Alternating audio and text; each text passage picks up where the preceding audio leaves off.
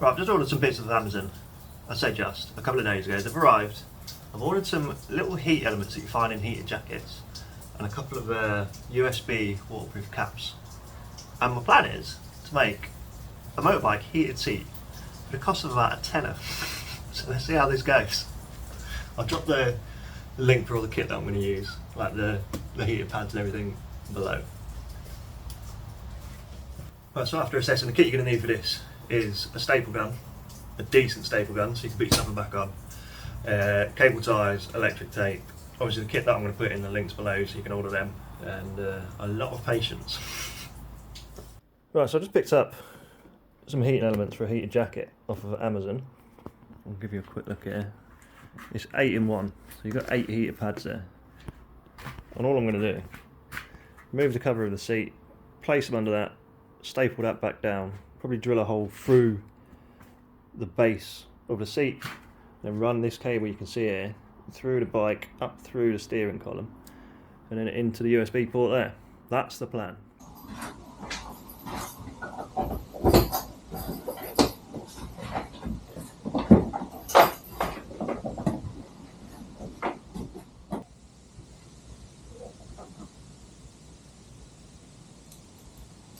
Pick up after I've taken this cover off.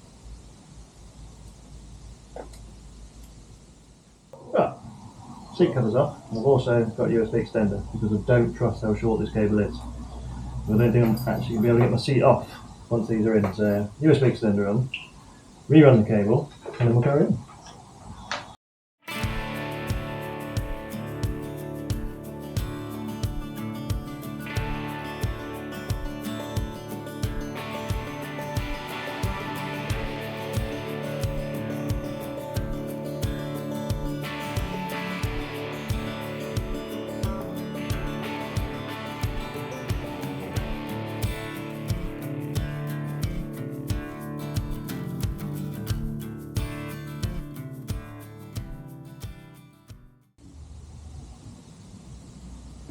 Right, go through here, feed the cables in, and then we'll do the next part.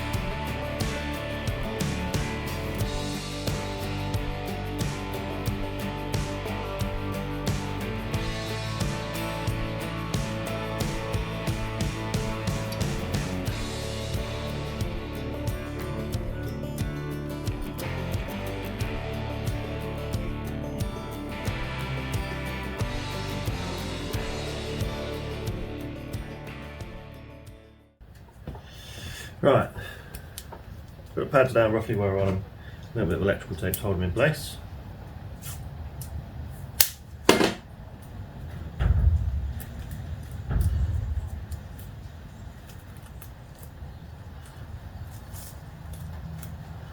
And those cables so they're not going to run over the heating elements.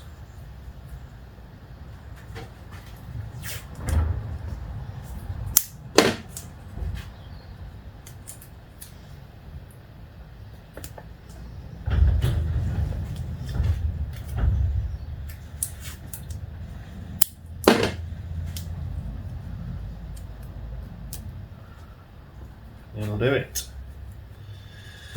Load for me, cut one for the pillion. Should do the job. Right, we'll get this back on. We'll figure out where we're going to put the power button. We're going to have it at the front of the seat. And then I'll come back to you then. Right, cover's back on. Let's uncut the USB that runs the power with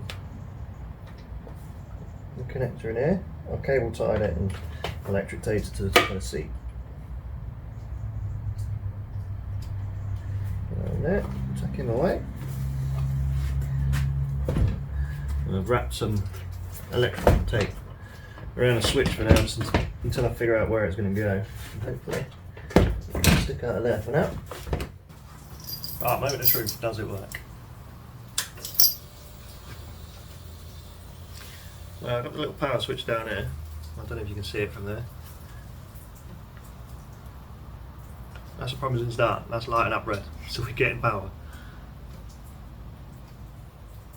Turn that back away down there. Now, these take about 5 minutes to get warmed up, so I'll come back to you once they're warm.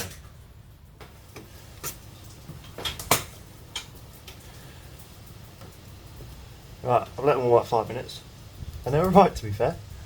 They're not going to save you in a blizzard, but you can definitely tell there's heating in this seat. That's not too bad. But just to make sure that this USB cable I've run through the bodywork doesn't gain slack and fall on the engine block and melt, I've just zip tied it there, just to keep it out of the way. And then this end, I'm going to put a waterproof stopper on there, so when it's not plugged in, it's not going to get broken by the rain. Right, there we go, it's not plugged in. I've now got a waterproof cap on it. And then when it is plugged in, the cap's just hanging off there. Again, I'll drop the link for these, you can just get them off of Amazon. It's quite a big pack, I've got way more than I need, but handy to have. Oh, there you go. For about, I think it was about 11, 12 quid tops, managed to make a relatively workable heated seat, all from Amazon. I'll get up out and about. Obviously it's very rainy today, so I'm not going to go out today, but over the next few days I'll get out and I'll test it in inclement weather and see if it makes a difference. But I'll wrap it up there for today, and until next time, stay low, move fast. Cheers for watching.